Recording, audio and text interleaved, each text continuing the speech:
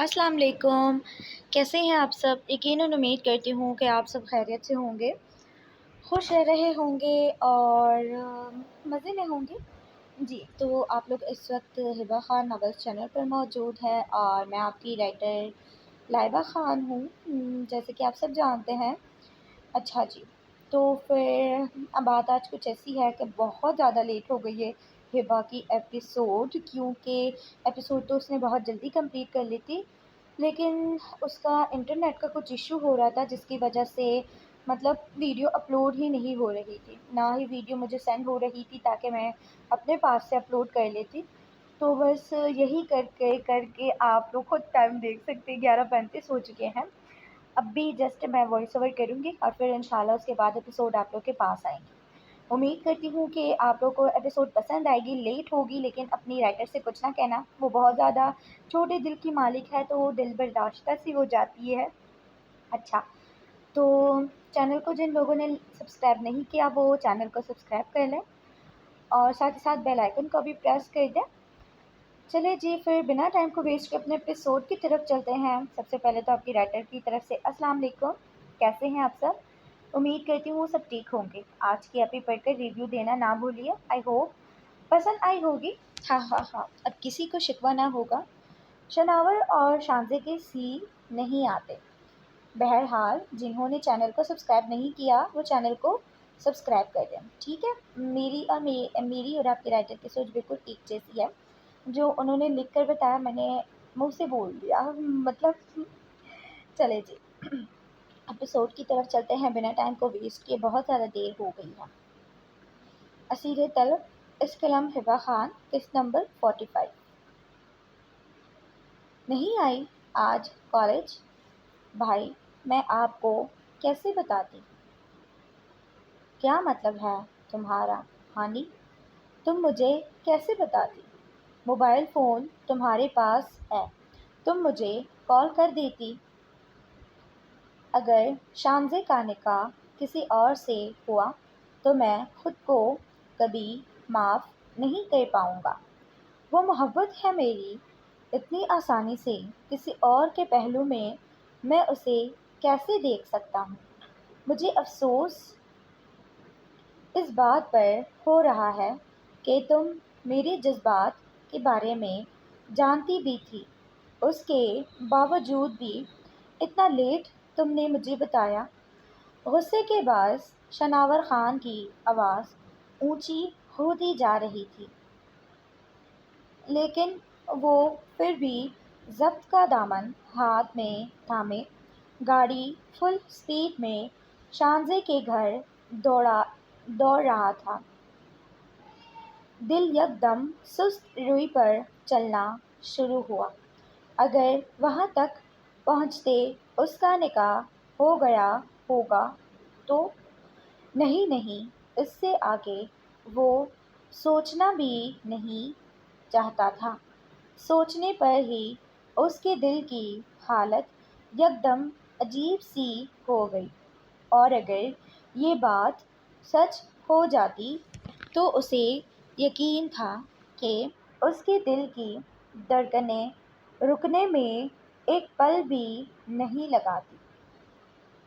शनावर खान की तेज़ गाड़ी हवाओं से बातें करने के मुतरादिफ थी। वो बस किसी भी तरह हवाओं में उड़कर शामज़ी के घर पहुंचना चाहता था। किसी अनहोनी खदशात के तहत ही उसका दिल बेचैन हो उठा था। वो बिल्कुल भी नहीं चाहता था कि उसे एक सेकंड के लिए भी देर हो, इसीलिए गाड़ी की स्पीड को बढ़ाते बिना हान्या के डर की परवाह किए वो फुल तेज़ी से रवाना था। हान्या भी डरी सहमी सी गाड़ी में बैठी अपने लाला को इतने गुस्से में देख और इतनी तेज़ गाड़ी चलाते देख दिल की धड़कनों को थाम कर बैठ गई थी। उसका भाई जिस स्पीड से गाड़ी दौड़ा रहा था, हान्या अपने आप को تھام کر بیٹھ گئی تھی۔ ہاتھوں کا سہارا لیتے ہی وہ ڈیش بورڈ کو تھامتی خود کو کسی بھی طرح سے سنبھالے بیٹھی تھی۔ کچھ بھی بولنے کی غلطی اس نے بالکل بھی نہیں کی تھی۔ جانتی جو تھی کہ غلطی اسی کی ہے، اسے وقت پر اپنے بھائی کو بتانا چاہیے تھا۔ دوسری طرف شانزے کے آہ و پکار اور سسکیوں پر ظالم شاکرا بہن اور اس کے لالا بلال کو ذرا سا بھی اس پر ترس نہیں آیا۔ شانزے کو اپنی آنکھوں کے سامنے ہی اپنی زندگی برباد ہوتی محسوس ہوئی۔ اپنے باپ کی عمر کے آدمی سے کوئی بھلا نکاح کرتا ہے؟ روزی خان بھی بے بسی سے اسے دیکھ کر کھڑا، بس آنکھوں میں آنسو لیے بہا رہا تھا۔ اسے تیار بھی شاکرا بیگم نے زبردستی ہی کروایا تھا۔ تیار کیا ہونا تھا، ایک پرانا عید پر سلوایا ہوا سوٹ نکال کر اسے تما کر پہنا دیا تھا۔ اب وہ کوئی پرنسس یا پھر سنڈریلا تو تھی نہیں کہ اس کے لیے کوئی باربی فراکس لاتا، لیکن پھر بھی وہ انسان تو تھی نا، اس کے جذبات تو تھے۔ نکاح اگر ہونے جا رہا تھا تو کم از کم وہ اپنے نکاح پر ایک نیا سوٹ تو پہن ہی سکتی تھی نا۔ لیکن ہائے رے افسوس، یہ بات شاکرا بیگم اور اس کے ظالم بھائی بلال کو کون سمجھاتا؟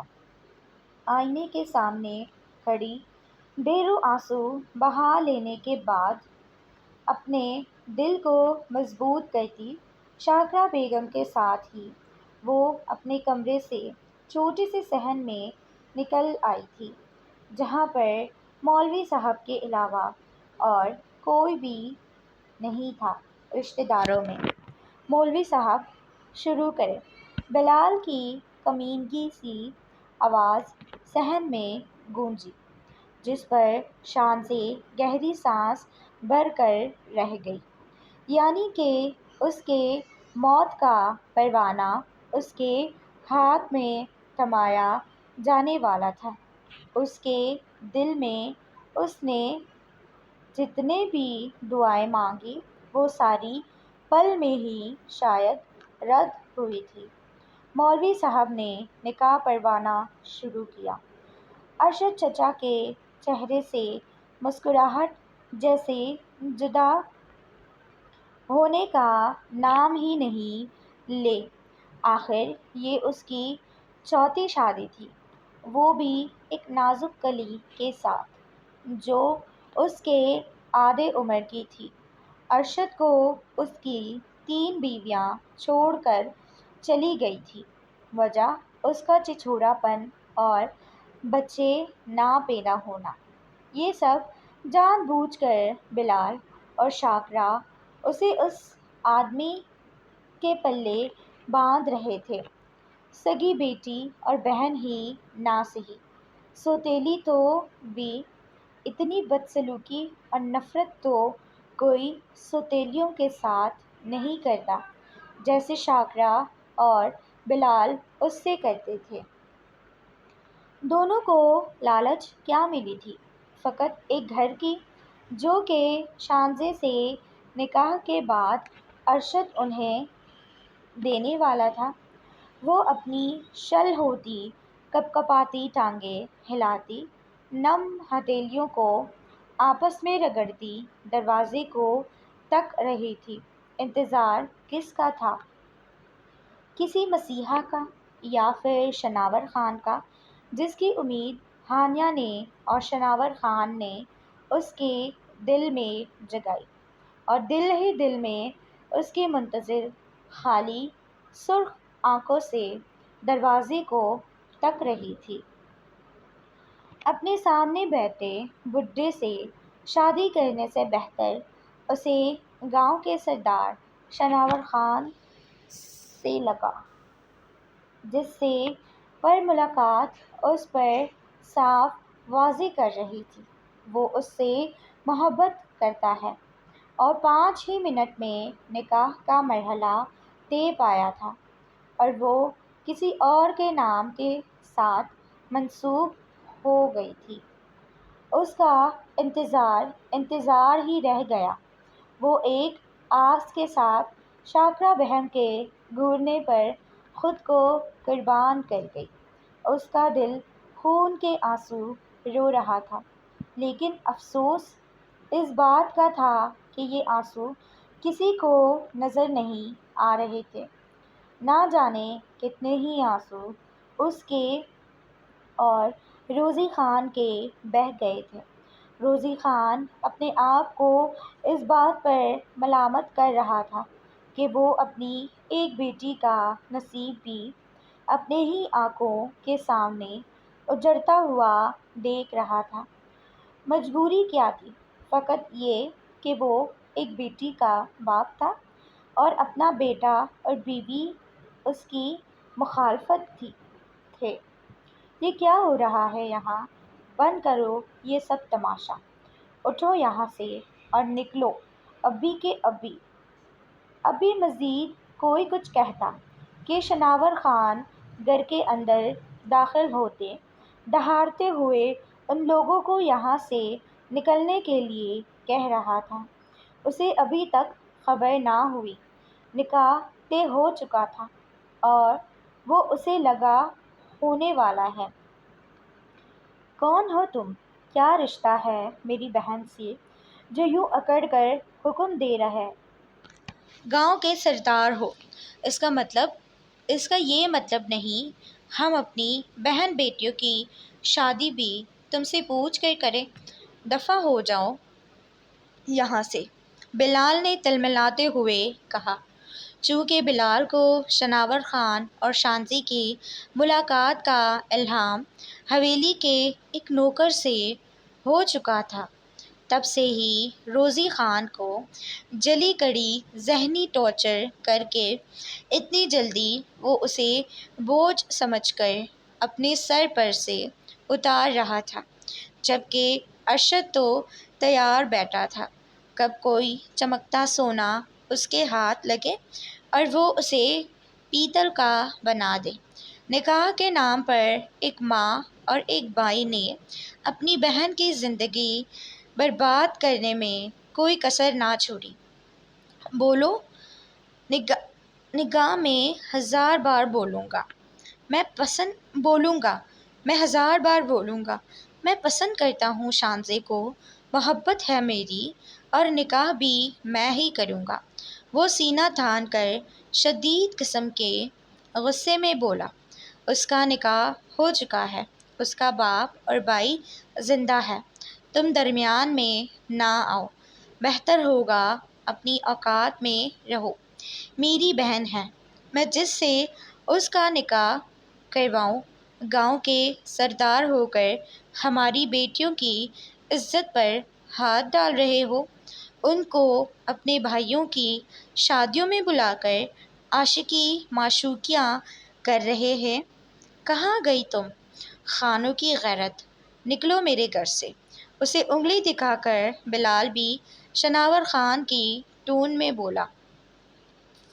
نکاح ہو گیا ہے، یہ لفظ کسی گرم سیسے کی طرح شناور خان کو اپنے کانوں میں دھنستے ہوئے محسوس ہو رہے تھے۔ تمہاری ہمت کیسے ہوئی، بے غیرت کمینے، اس کا نکاح کسی اور سے کروانے کی؟ اس بات کی سزا تو تمہیں جھیلنی ہی ہوگی، میری محبت کو کسی اور کے پہلو میں بٹھانے اور اس کا نکاح کسی اور کے ساتھ کروانے کی۔ تمہاری سوچ سے بھی زیادہ خطرناک سزا تمہارے لیے منتخب میں کر چکا ہوں، تم بس اپنی خیر مناؤ۔ شناور خان اتنی زور سے دہاڑا کہ شاکرا بیگم اپنے دل پر ہاتھ رکھ کر دہل چکی تھی۔ شانزی ابھی بھی اپنے ہاتھوں کی لکیروں کو دیکھتی آنسو بہانے میں مصروف تھی۔ اب شناور خان چاہے کچھ بھی کہہ لیتا، اسے فرق تھوڑی نہ پڑتا تھا۔ نکاح ہونا تھا اور وہ ہو چکا تھا۔ اب کیا فائدہ تھا کسی کے بھی آ کر یوں تماشا کرنے کا؟ نکاح ہو چکا ہے اور یہ نکاح تو اب کسی بھی صورت نہیں ٹوٹے گا، چاہے تم جتنی بھی کوشش کر لو۔ تمہاری محبت تو کسی اور کی ہو چکی ہے۔ بلال اپنے منہ سے غلاظت نکالنا بالکل بھی نہ بھولا۔ روزی چچا، آپ نے مجھے بتایا کیوں نہیں؟ اگر آپ وقت پر مجھے بتا چکے ہوتے تو میں کچھ کر سکتا۔ آپ کو ضرور اس نے غیرت نے مجبور کیا ہوگا، بغیرت نے مجبور کیا ہوگا۔ شناور خان نے بے بسی سے روزی چچا کو پکارا تھا، جو کونے میں کھڑا آنسوں بھری آنکھوں سے کسی امید کے تحت ہی شناور خان کو دیکھ رہا تھا۔ نکاح ہو جانے والی بات پر شناور خان کا دماغ ہی گھوم گیا تھا۔ اس کا میٹر شارٹ ہو گیا تھا اور اس کا غصہ ساتویں آسمان پر پہنچ گیا تھا۔ اپنے باپ کی عمر کے آدمی کے قریب پہنچتے ہوئے ایک ہی جھٹکے میں اپنے قمیض کے جیب سے پسٹل نکالتے ہوئے اس کے ماتھے پر رکھی۔ طلاق دو اسے ابھی کے ابھی، ورنہ اس گھر سے 3 جنازے نکلیں گے، ایک تمہارا، ایک اس کمینے کا اور ایک اس بڑھیا کا۔ اپنی پسٹل سے شاکرہ اور بلال کی طرف اشارہ کرتے وہ ارشد کے بالوں کو زور سے مٹھیوں میں بھینچتے چلا رہا تھا، طلاق دو ابھی کے ابھی، ورنہ اپنی جان سے ہاتھ دھو بیٹھو گے۔ غصے سے تلملاتے ہوئے اس وقت شناور خان کا دماغ کسی اور طرف جا ہی نہیں رہا تھا۔ طلاق کے لفظ پر تو شانزی کا دماغ بھی معاف ہو کر رہ گیا تھا۔ ہانیہ اس کے پاس جاتی اسے اپنے سینے سے لگا گئی تھی، جو بری طرح کانپ رہی تھی۔ زندگی نے ابھی بھی اس پر رحم نہیں کیا تھا، یعنی طلاق کا دھبا بھی اس پر لگنا تھا۔ وہ جانتی تھی کہ شناور خان جب تک اپنی نہیں کر لیتا وہ چپ نہیں بیٹھتا۔ پسٹل دیکھتے ارشد تھر تھر کانپتا ہوا شناور خان کی سرخ آنکھوں میں دیکھ رہا تھا۔ اس بڈھے کو لڑکیوں کے زیادہ اپنی جان عزیز تھی، بھلا وہ کیسے نہ کپکپاتا۔ تمہارا دماغ خراب ہو گیا ہے کیا؟ نکلو میرے گھر سے، یہاں ارشد کسی بھی صورت میں میری بہن کو طلاق نہیں دے گا۔ طلاق کی بات پہ تو بلال کا دماغ گھوم کر رہ گیا تھا۔ ان کے ہاتھ لگا خزانہ پل بھر میں ریت کی طرح پھسلنے جو والا تھا۔ شناور خان کو بازو سے پکڑتے کسی بھی طرح سے اس نے ارشد سے دور کرنا چاہا، جس کی حالت پسٹل کو دیکھتے ابتر ہو گئی، لیکن شناور خان نے اپنے بازو پر سے اس کے ہاتھ کو جھٹکتے ہوئے اسے زوردار دھکا دیا، جس کی وجہ سے بلال پیچھے کھردری زمین پر جا گرا۔ ہائے میرا بیٹا، منوس ماری، تم میرے بیٹے کو بھی کھا گئے۔ مجھے تو پہلے سے ہی پتا تھا تیرا کوئی عاشق ہے، اسی لیے تو میں جلدی سے جلدی تجھے اس گھر سے بھیانا چاہتی تھی۔ اپنے بیٹے کو زمین پر گرا ہوا دیکھ کر شاکرہ بیگم اپنے منہ سے غلاظت بکنا شروع ہوئی، لیکن شناور خان کے ایک ہی بار دیکھنے پر اس کی بالوں کو تالا لگ گیا، باتوں کو تالا لگ گیا۔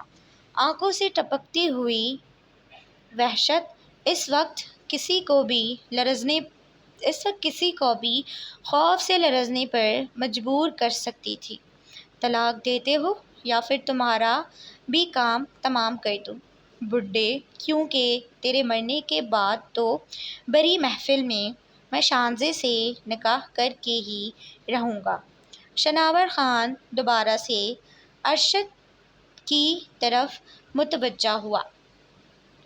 میں دیتا ہوں، مجھے چھوڑ دو، جلدی سے یک لفظی جواب دیتے شناور خان جلدی سے یک لفظی جواب دیتے شناور خان منتظر نظروں سے اسے دیکھ رہا تھا۔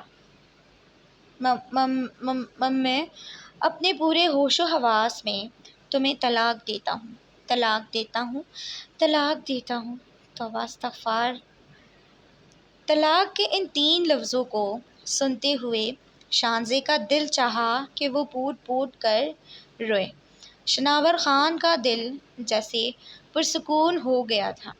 روزی خان اپنی بیٹی کے لیے طلاق کا لفظ سنتے ہی اپنے دل کی جگہ کو تھام کر رہ گیا تھا۔ بے ساختہ ہی درد کی لہر اس کے دل میں اٹھی تھی، لیکن وہ کنٹرول کرتا اب شناور خان کے اگلے قدم کا منتظر تھا۔ اس طرح اپنی بیٹی کو ان ظالموں کے قید میں چھوڑ کر نہیں جا سکتا تھا۔ جب تک وہ اپنی بیٹی کو کسی محفوظ ہاتھوں میں دے کر پرسکون نہیں ہو جاتا، تب تک اسے ہمت کرنی تھی۔ ارشد کے طلاق دے دے شناور نے اس کے بالوں اور گریبان کو چھوڑا تو وہ اپنی بہن کے ساتھ الٹے قدموں سمیت گھر سے بھاگ گیا۔ شاکرہ بیگم اور بلال کی حالت ایسی تھی مانو کاٹو تو بدن میں لہو نہیں، ان کے سر پر لگی تلووں پر بجی۔ غصے کی تیز لہر دونوں کے اندر اٹھی تھی۔ تیری تو بغیرت لڑکی! اب کی بار بلال شناور خان کو کچھ نہ کہہ سکا تو شانزے کی طرف غصے سے بڑھنے لگا، لیکن اس سے پہلے ہی شناور آگے بڑھ کر اسے کالر سے پکڑ کر نیچے پھینکا کہ وہ منہ کے بل فرش پر گرا۔ بلال! شاکرہ بیگم چیختی آگے بڑھتی کہ خبردار اگر بیچ میں کوئی آیا۔ وہ شاکرہ بیگم کی چیخ پر دہاڑا اور نیچے پڑے بلال کو بالوں سے پکڑ کر اوپر اٹھایا۔ تو چھوئے گا میری محبت کو کمینے، حرام خور! وہ اس کے پیٹ میں لاتیں مارتا اسے بری طرح سے پیٹنے لگا۔ بلال کے ناک منہ سے خون بہنے لگا۔ تم نے شناور خان کو سمجھ کیا رکھا ہے؟ تم مجھ سے منسلک لڑکی کو مارنے پیٹنے جاؤ گے اور میں چوڑیاں پہن کر دیکھتا رہوں گا۔ اس کے گریبان سے پکڑتے وہ اس کے منہ پر مکے مارنے لگا۔ بلال بھی بھرپور مزاحمت کرنے لگا، لیکن بالآخر شناور خان کے بے انتہا بے رحمی پر خود کو اس کے رحم و کرم پر چھوڑ دیا۔ پھر وہ اسے مارتا رہا، یہاں تک کہ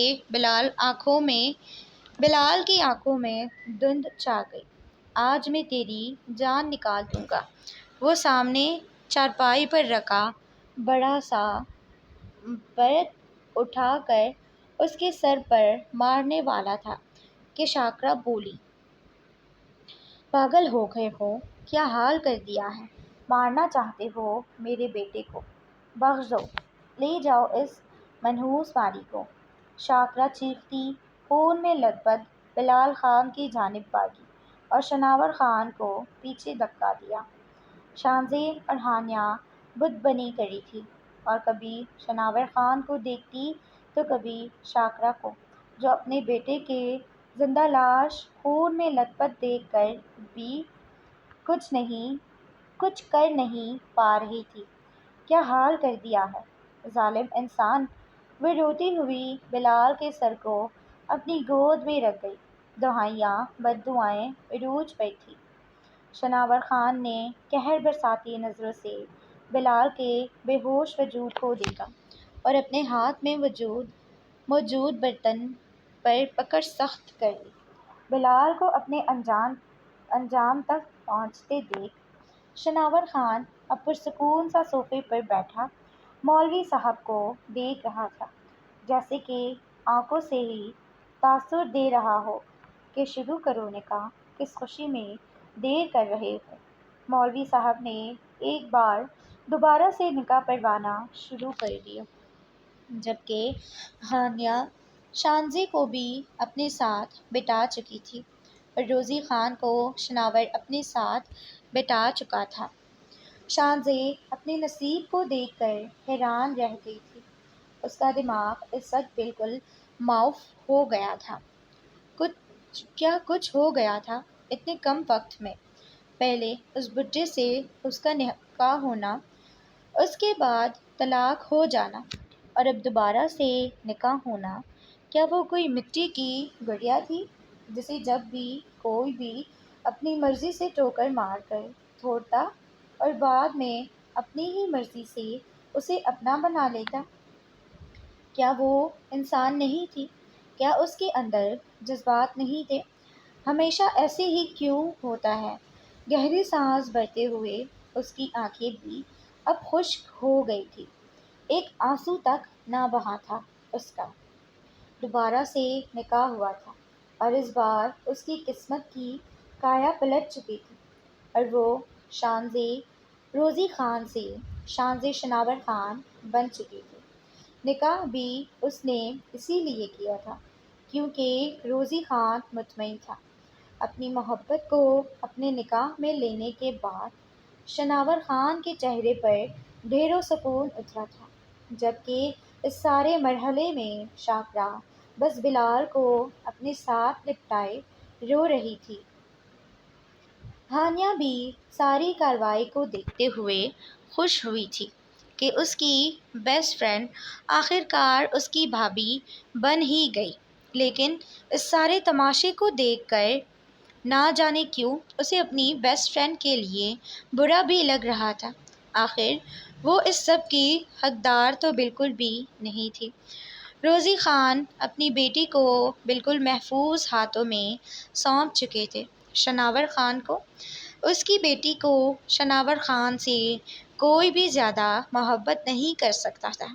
انہوں نے شناور خان کی آنکھوں میں اپنی بیٹی کے لیے محبت دیکھی تھی اور آج وہ شناور خان کا جنون بھی دیکھ چکی تھی۔ اس سکون سے مسکراہٹ روزی خان کے چہرے پر مسکراہٹ تھی۔ اپنے دل کی جگہ میں اٹھتے درد کو مزید برداشت نہ کرتے ہوئے وہ ایک جگہ پر گر گیا تھا۔ دھپ کی آواز سن کے شناور خان اور شانزے بے ساختہ ہی روزی خان کی طرف دیکھا۔ روزی خان کو دل کی جگہ تھامے دیکھ جیسے شانزے کے پیروں تلے زمین کھسک گئی۔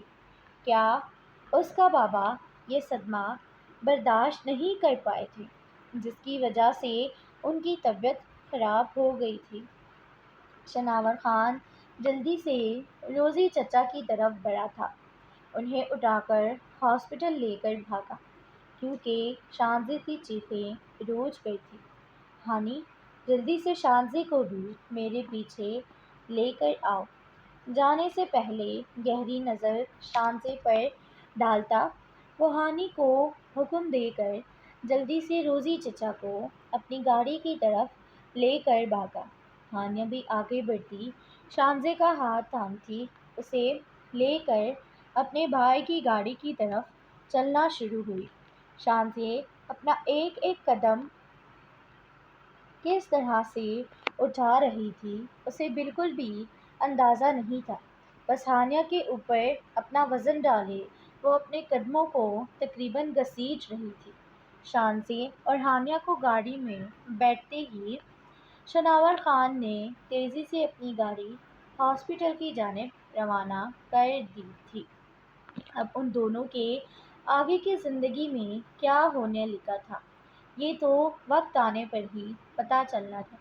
آگے ان کی زندگی ان کے لیے اور کتنی مشکلات اور امتحان لے کر کھڑی تھی، اس بات سے دونوں ہی ناواقف تھے، لیکن دونوں ایک نکاح میں بندھ کر ایک دوسرے کے محرم ضرور بن گئے تھے۔ اب چاہ کر بھی کوئی جدا نہیں کر سکتا تھا انہیں، کوئی جدا انہیں نہیں کر سکتا تھا، کیونکہ شناور خان ارشد کی طرح ہرگز بزدل نہیں تھا کہ کسی کی باتوں میں آ کر یا پھر موت کے خوف سے اپنی بیوی کو 3 بول طلاق کے بول کر اسے خود پر حرام کر دیتا۔ جاری ہے۔ سو گائز، یہی پر ہوتی ہے ہماری آج کے ایپیسوڈ اینڈ۔ امید کرتی ہوں کہ آپ لوگ کو آج کے ایپیسوڈ پسند آئی ہوگی۔ باقی بہت زیادہ دیر ہو گئی ہے، میں جلدی سے ایپیسوڈ اپلوڈ کرتی ہوں۔ آپ لوگ پڑھے، ریویو شیئر کریں رائٹر کے ساتھ، چینل کو سبسکرائب کریں، ویڈیو کو لائک کریں۔ انشاءاللہ پھر ملیے گا اپنے رائٹر کے ساتھ نیکسٹ ایپیسوڈ میں۔ تب تک کے لیے اللہ حافظ، اوکے بائے۔